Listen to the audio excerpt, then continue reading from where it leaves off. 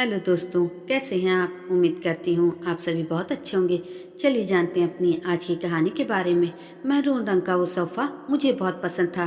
पिताजी ने उसे मुंबई से मंगवाया था और उसके मुलायम गद्दे पर मैं खूब उछलता। कभी कभी मैं उसी पर सो भी जाता था।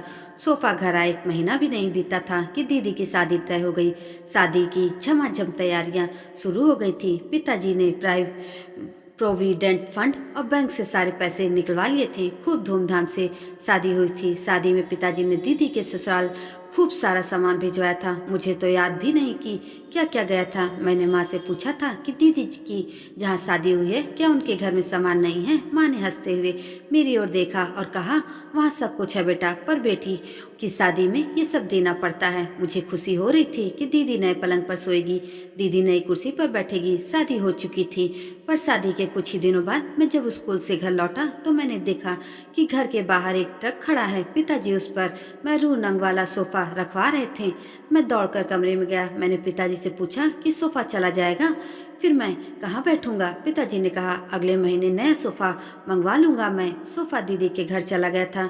अगले महीने हमारे घर नया सोफा नहीं आया। हमने लोहे की कुर्सियों को कमरे में रख लिया था, पर मेरा मन उन पर बैठने का बिल्कुल नहीं करता था। शादी को 6 महीने बीत चुके थे। दीदी जब शादी के बाद पहली बार माँ से मिलने आई थी तब बहुत रो रही थी। माँ उसे बहुत देर तक कुछ कुछ समझा रही थी। माँ कह रही थी, क्या करोगी, कुछ लोगों की नीयत कभी नहीं भरती, पर समय से सब ठीक हो जाएगा। मुझे पूरी बात समझ नहीं आई थी, लेकिन माँ बार बार नीयत की बातें समझा रही थी।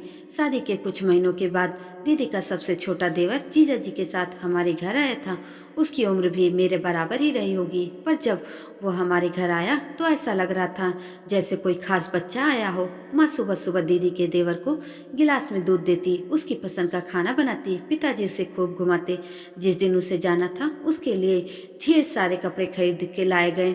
मेरे मन में पहली बार ये ख्याल आया था कि मैं कब देवर बनूंगा। खैर, जिस दिन जीजा जी को लौटना था दीदी का देवर अड़ गया कि उसे मेरा वाला कैरम बोर्ड चाहिए। मेरा कैरम बोर्ड, वो तो मुझे जान से भी अधिक प्यारा था। मैं रोज शाम को अपने दोस्त के साथ कैरम खेलता था। उसे दीदी के देवर को क्यों दे दूं?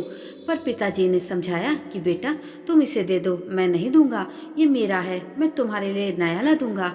आपने कहा था कि सोफा नया लाएंगे, कहाँ लाएं? पिताजी चुप हो गए थे। पर मेरा कैरम बोर्ड दीदी के देवर को दे दिया गया था। तब से 40 साल बीत गए, मैंने कैरम बोर्ड को नहीं खेला। कैरम बोर्ड चला गया था। मुझे अफसोस हुआ कि दीदी के देवर को अपना कैरम बोर्ड दिखाया ही क्यों।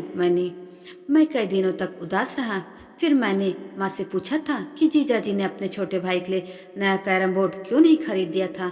मेरा सोफा भी ले गए, मेरा कैरम बोर्ड भी ले गए। माँ ने पहली बार मुझसे कहा था, कुछ लोगों की नीयत कभी नहीं भरती बेटा।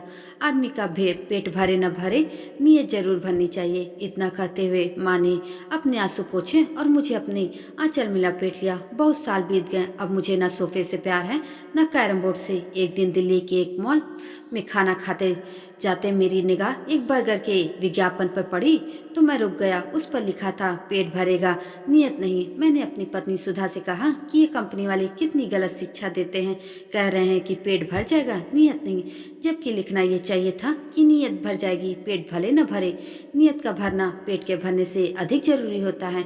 इस संसार में जिसकी नीयत नहीं भरती उसके पास चाहे सब कुछ ही क्यों ना हो, वो दूसरों के सामान पर अपनी नजरें गड़ाए ही रहते हैं। जिनकी नीयत नहीं भरती उनके घर में किसी की भी बेटी या दीदी खुश नहीं रह सकती। दोस्तों, ये छोटी सी कहानी और सीख देने वाली कहानी आपको कैसी लगी कमेंट करके ज़रूर बताइएगा। और ऐसी ही अन्य कहानियों के लिए मेरे चैनल को भी सब्सक्राइब जरूर कर दीजिएगा। धन्यवाद।